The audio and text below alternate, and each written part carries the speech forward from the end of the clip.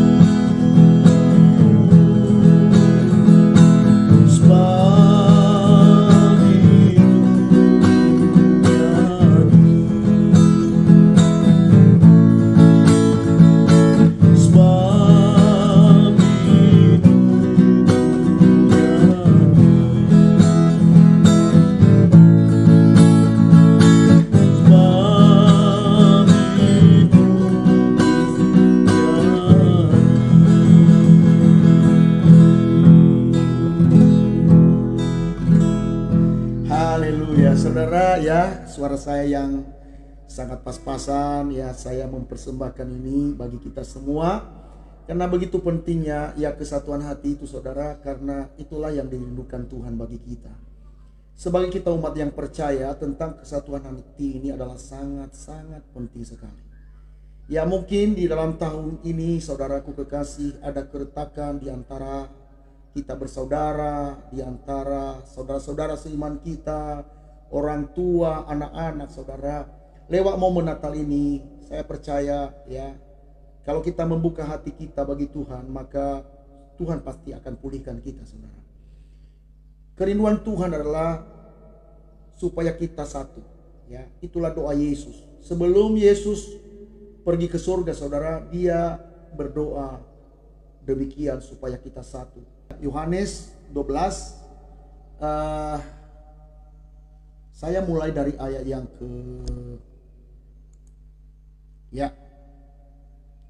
ayat 20 ya, saya mulai dari ayat 20. Dan bukan untuk mereka ini saja aku berdoa, tetapi juga untuk orang-orang yang percaya kepadaku oleh pemberitaan mereka, supaya mereka semua menjadi satu. Garis bawahi di sini, supaya mereka semua menjadi satu, sama seperti engkau ya Bapa di dalam aku dan aku di dalam engkau, agar mereka juga di dalam kita, supaya dunia percaya bahwa engkaulah yang telah mengutus aku. Dan aku telah memberikan kepada mereka kemuliaan yang engkau berikan kepadaku, supaya mereka menjadi satu, sama seperti kita adalah satu. Perhatikan di sini ya, dari ayat yang ke-20 sampai ayat 22. Jadi ini dia ulang tentang kesatuan hati ya. Dan ini adalah doa Tuhan Yesus bagi saya dan saudara. Dia merindukan kesatuan hati. Nah, pada kesempatan ini, momen Natal ini saudara, sekali lagi saya ulangi, ayo, kalau seandainya ada suatu keretakan di tengah-tengah keluarga, di tengah-tengah pelayanan, ini momennya kita bersatu ya. Kalau kita lihat peristiwa Natal ini saudaraku kekasih, ya justru Tuhan datang ke dalam dunia ini untuk mempersatukan. Bagaimana pada waktu, kalau kita lihat sejarah ya, kelahiran Yesus itu, Yusuf diam-diam untuk meninggalkan istrinya, karena ternyata Maria sudah hamil ya, sudah mengandung ya dari Roh Kudus saudara. Tetapi karena kelemahan daripada seorang Yusuf, dia diam-diam mau meninggalkan tunangannya itu. Tetapi perhatikan, Allah sendiri yang berbicara kepada Yusuf dalam mimpi supaya bersatu saudara. Nah, saya juga percaya ya, di antara kita juga dalam tahun-tahun ini mungkin ada keretakan saudara. Ya, siapapun di antara kita, maupun dalam persaudaraan kita, maupun dalam pelayanan kita, Allah merindukan. Perhatikan ini hati Tuhan. Allah rindu supaya kita bersatu. Ya. Karena pada waktu seseorang ya, di dalam keluarga ataupun dalam pelayanan saudara, kalau kita mengadakan suatu kesatuan hati, kerukunan hati saudara, di sana Allah memberitakan berkat-berkatnya bagi saya dan saudara. Makanya jangan lalaikan namanya kesatuan hati. Jangan engkau berkata, aku bisa, tanpa dia pun aku bisa. Dengar, ini adalah perintah Tuhan. Ya, ini perintah Tuhan, ini doa Tuhan. Berarti sekaligus ini adalah kerinduan Tuhan bagi saya dan saudara. Ya, mari kita persiapkan hati untuk membangun hubungan persaudaraan dimanapun kita berada. Bagi teman-temanku para pelayan Tuhan, ingat, pelayanan bukan memisahkan kita dari keluarga. Pelayanan bukan memisahkan kita dari persaudaraan. Justru pelayanan kita harus semakin kuat kita di dalam hubungan persaudaraan. Kita bangun. Karena perhatikan di sini, Yesus sedang memberikan teladan bagi kita tentang kesatuan hati. Yang dia katakan tadi, seperti aku dan engkau ya Bapa, satu. Berarti kesatuan ini kita harus mengikuti modelnya kesatuan Bapa dengan Tuhan Yesus. Mereka tidak dapat dipisahkan ya. Kita percaya namanya Allah Tritunggal ini saudara, satu hakikat tetapi tiga pribadi. Tapi tiga pribadi itu tidak bisa dipisahkan saudaraku kekasih. Makanya ini penting sekali kesatuan hati. Ya, buka hatimu bagi Tuhan ya, dan biarlah kasih Allah yang mengikat kita semua mengikat tali persaudaraan kita di dalam momen Natal ini sebelum kita meninggalkan tahun 2020 ini, saudara. Ayo kembalikan, pulihkan hubungan kita dengan saudara-saudara. Mungkin selama ini pandemi ini memisahkan kita dengan keadaan, saudara. Tapi kalau hati kita bersatu, sekalipun mungkin kita nggak bisa bertemu, tetapi kalau kita ya lewat telepon ya atau bagaimana sarana ya yang lebih nyaman bagi saudara untuk menghubungi orang-orang yang selama ini retak, ya, pulihkan hubungan. Karena ini adalah kerinduan Tuhan bagi kita semua. Kesatuan itu bukan berarti tidak ada perbedaan, saudara. Tapi justru perbedaan itu diciptakan Tuhan untuk saling melengkapi. Jadi jangan ada di antara kalau kita memiliki sesuatu hal yang lebih dari orang lain. Jangan anggap itu bahwa itu engkau lebih hebat dari orang lain. Karena engkau juga manusia yang memiliki kelemahan. Nah, kelemahanmu akan ditutupi oleh kelebihan orang lain. Dan kelebihanmu menutupi kelemahan orang lain. Itulah sebabnya Allah menciptakan manusia beragam. Ya, beraneka warna, beraneka suku, beraneka ya perbedaan-perbedaan, saudara. Tetapi perhatikan, sekali lagi saya ulangi, Allah menciptakan perbedaan supaya kita saling melengkapi. Lihat tubuh ini, semua berbeda-beda, tetapi memiliki satu tujuan. Nah, kalau seseorang memiliki perbedaan tetapi saling tujuannya untuk melengkapi satu dengan yang lain dan tujuannya untuk bersatu, saudara, itu sudah pasti berasal dari Allah. Tetapi kalau ada di antaramu yang selalu merindukan perpecahan, saudara, itu bukan dari Tuhan. Termasuk itu dalam pelayanan. Orang-orang yang melakukan perpecahan di dalam pelayanan sudah pasti bukan berasal dari Allah. Tetapi orang yang merindukan kesatuan hati, saudara, itu sudah pasti berasal dari Allah. Ya, suami dan istri pasti ada beda. Ya, jenis kelaminnya aja beda. Tetapi perhatikan, Allah menciptakan perbedaan itu untuk supaya kita saling melengkapi. Begitu juga anak-anak, saudara. Jangan anggap bahwa anak yang satu lebih hebat dari anak yang lain. Ya, Allah menciptakan mereka ada di dalam tengah-tengah keluarga kita, saling berbeda. Tetapi saya ulangi lagi, pasti tujuan Tuhan supaya di dalam keluarga itu ada saling melengkapi satu dengan yang lain. Begitupun di dalam pelayanan, saudara. Mungkin engkau hebat ya dalam WL, dalam singer, memberitakan firman Tuhan dan lain sebagainya dengan talenta yang Tuhan berikan kepada kita. Tapi percayalah, Allah menciptakan itu dengan tujuan supaya kita saling melengkapi. Kiranya Tuhan memberkati kita. Salam Maranatha. Amin. Amin.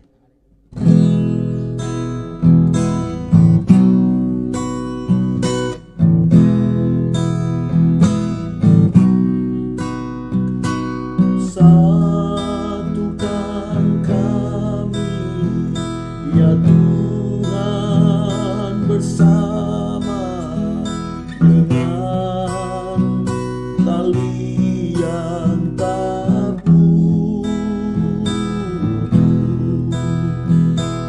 Satukan kami, ya Tuhan, bersama dengan kasih sempurna.